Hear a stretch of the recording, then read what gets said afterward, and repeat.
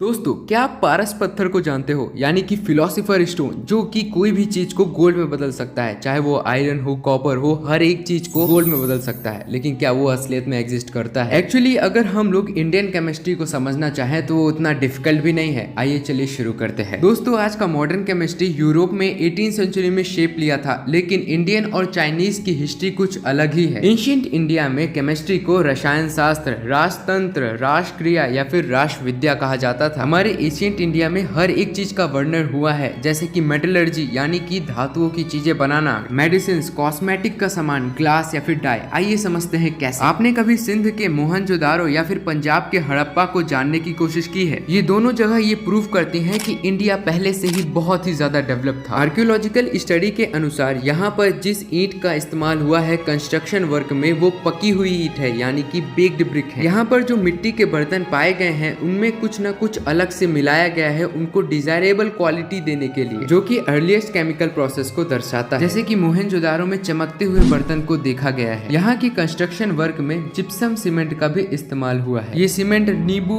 रेत और calcium carbonate के थोड़ी मात्रा से बना हुआ था। अब आइए बात करते हैं हड़प्पा की, जो कि बहुत ही ज्यादा फैंसी था। यहाँ के आभूषणों में ग्लास देखने को मिलता था। यहाँ के लोग मेटल को मेल्ट करके बहुत ही सारे ऑब्जेक्ट बनाया करते थे, जैसे कि लेड, सिल्वर, गोल्ड या फिर कॉपर, जो कि मेटलर्जी को दर्शाता है। यहाँ के लोग कॉपर की हार्डनेस बढ़ाने के लिए टीन और आर्सेनिक का इस्तेमाल किया करते थे। 1000 BCE के आसपास साउथ इंडिया के मस्की और नॉर्थ इंडिया के हस्तिनापुर और तक्षशिला में ग्लास यानी कि कांच के कई सारे प्रोडक्ट देखने को मिले थे। कई ग्लासेस ऐसे पाए गए हैं जो कि रंग बिरंगी थे और यहाँ पर कलरिंग एजेंट के जगह पर मेटल ऑक्साइड का इस्तेमाल किया गया था।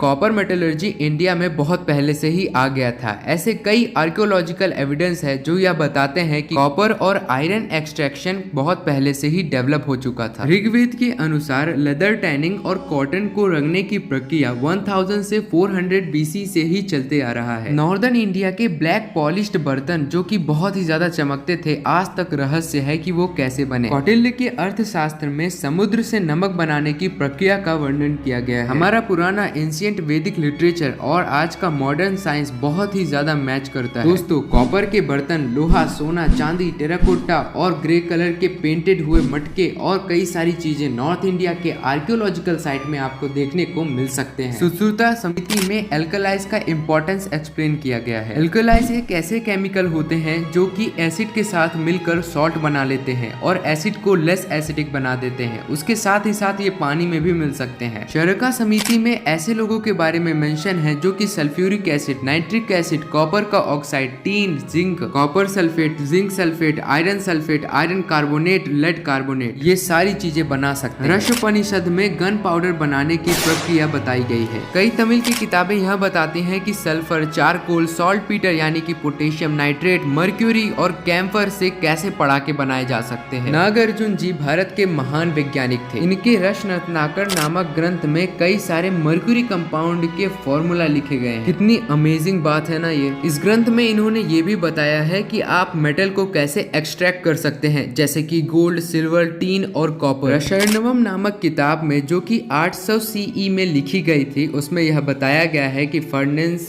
ओवेंस और क्रूसिबल को अलग अलग काम में कैसे इस्तेमाल कर सकते हैं। चक्रपाणी दत्ता जी ने मर्क्यूरी सल्फाइड को खोज निकाला था। इन्होंने ही साबुन का आविष्कार किया था। कई एल्कलाइज और सरसों का तेल मिला के इन्होंने साबुन का आविष्कार किया था। इंडिया ने 18 सेंचुरी से साबुन बनाना शुरू किया है। इरांदा के ऑयल, महुआ प्लांट और कैल्शियम कार्बोनेट से इन्होंने साबुन बनाया था। गाइस, जो मैंने अभी तक बताया है वो पूरी केमिस्ट्री का 2% भी नहीं है और मैं आपको और कई सारी चीजें भी बताऊंगा। बस आपको इस वीडियो में प्यार जताना है। अभी के लिए बस इतना ही। मिलेंगे एक नेक्स्ट वीडियो में, तब तक के लिए धन्यवाद।